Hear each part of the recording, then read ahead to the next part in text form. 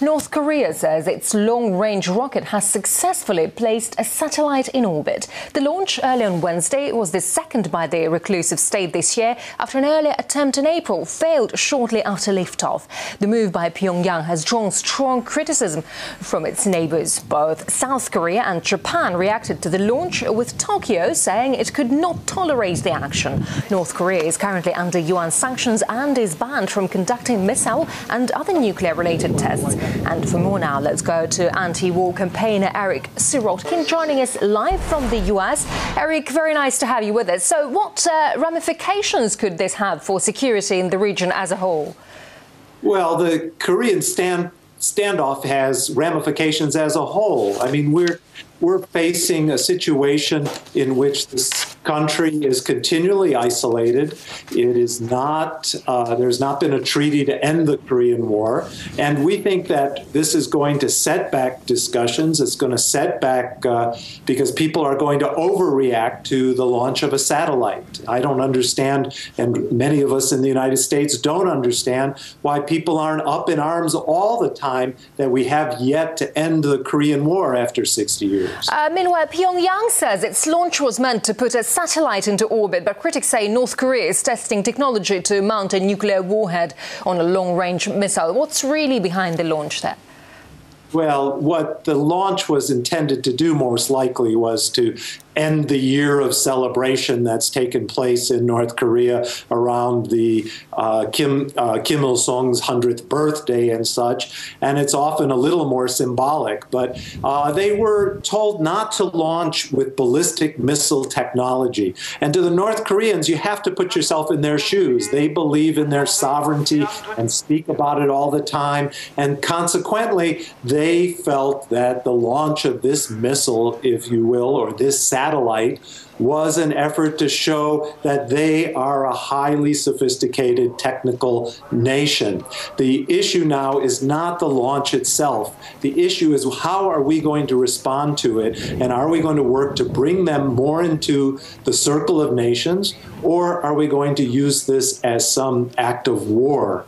And I think that we have to look at peace and diplomatic relations as the only route. Yeah, absolutely. But negotiations on dismantling North Korea's nuclear program fell apart 3 years ago. Any chance they will resume after today's event?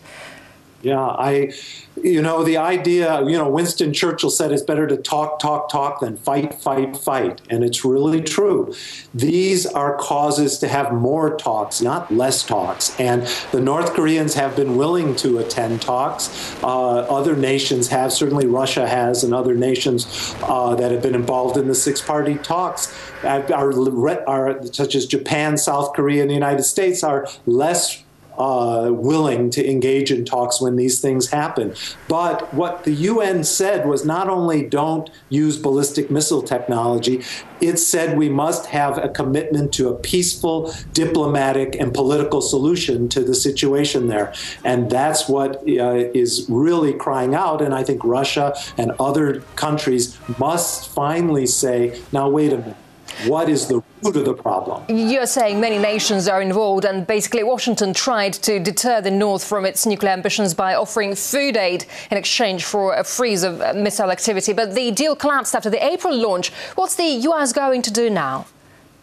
Yeah, I think at this point in time, unfortunately, we won't really know until there's going to be a new Secretary of State coming in, and I'm afraid that the U.S. is going to even step back from its previous position of talking to people in which we have profound differences, which had been Obama's viewpoint when he came into office, but has not really happened with North Korea enough. And so I'm afraid that the United States is going to step back, talk less, isolate more, and keep food and other things from a lot of the Korean people that need it most.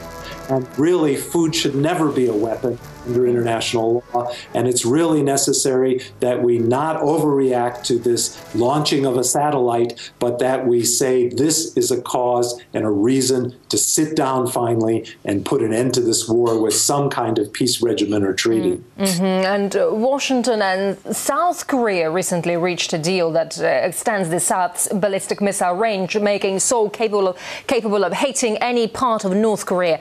So with that kind of approach, how achievable is peace on the Korean peninsula then?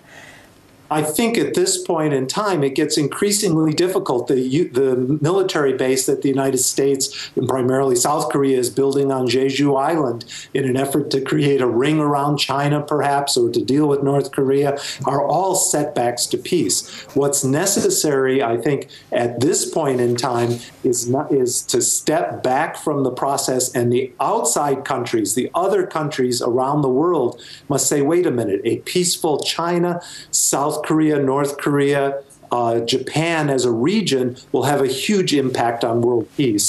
And I think that it's really incumbent that we put pressures toward peace and not toward amping up the conflict anymore. All right, anti-war campaigner Eric Sirotkin, thank you very much indeed for sharing your views with us.